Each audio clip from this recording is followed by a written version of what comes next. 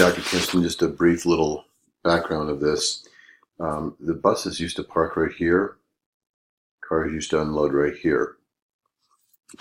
When they unloaded right here, this is a real big mess here because they loaded up the parking lot right here and here.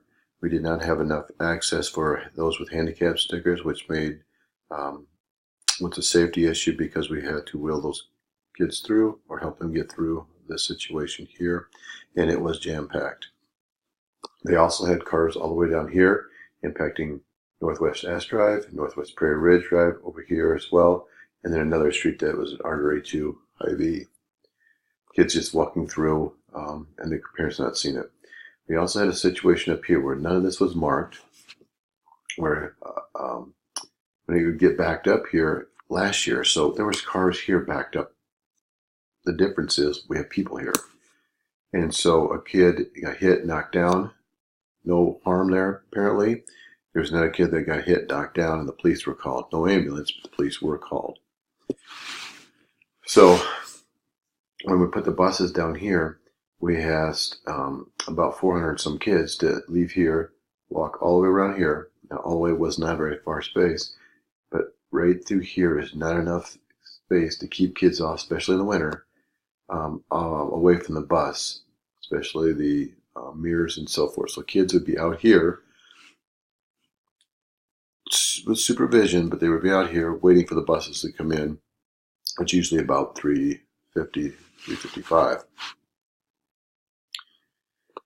We averaged getting all the cars out of here about 4:05, so it'd be like 20 minutes, maybe a little bit more, sometimes a little less, but about 20 to 25 minutes. Fast forward, we took the buses, we moved them to the front.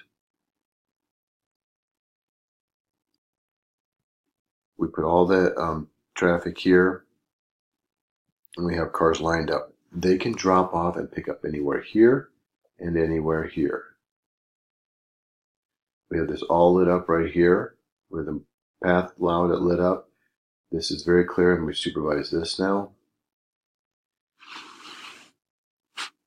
So in the morning, it was great coming around, but we were only unloading like 3 to 4 cars here, when we can probably, with all this, get close to 20 at a time. And then once we went down, I went back down here and I started helping the teachers. We were getting 6 to 8 cars unloaded at a time. A sign that we need to consider is this part right here. So if we're leaving in the morning and we're exiting out, this should be backed up. That means we're getting more kids out of the way, out of their cars before they're gone. This space never got backed up from Ash to this space. In the morning, the furthest it got backed up is right here.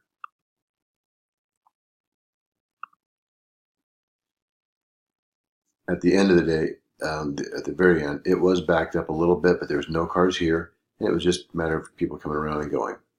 Those here turning left slowed down the process.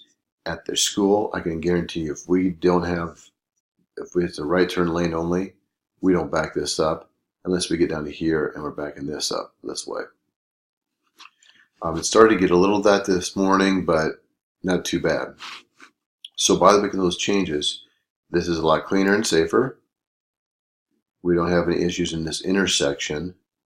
In fact, we don't have any issues in an intersection except that's on a street, just this one.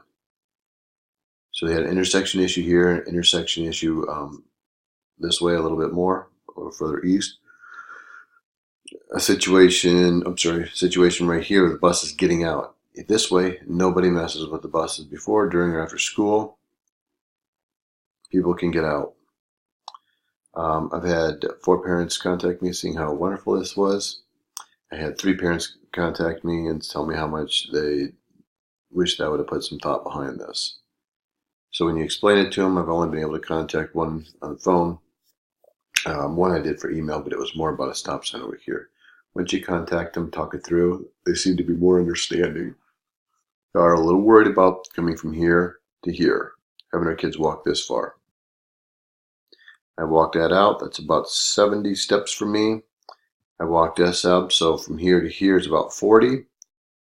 From there to there is about 70. So it's not much difference. It doesn't clearly look.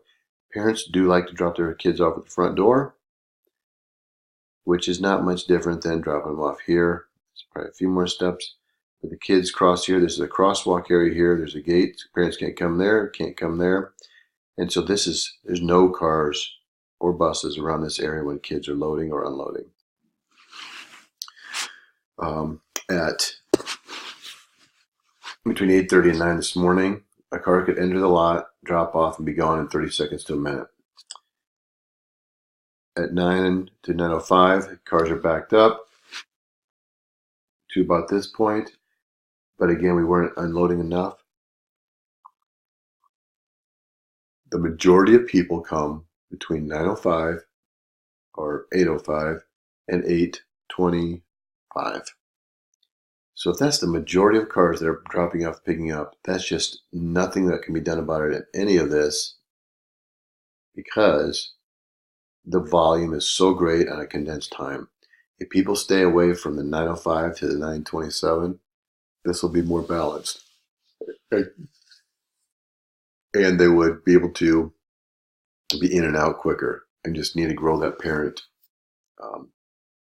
understanding. I really think that I can get the longest time in here down to 4 minutes. I also believe that this is the right turn lane. Today we were done at 4:10. I believe I can easily clear out the lot in 10 minutes faster of time. So 3:45 to 4 o'clock, this will be all empty.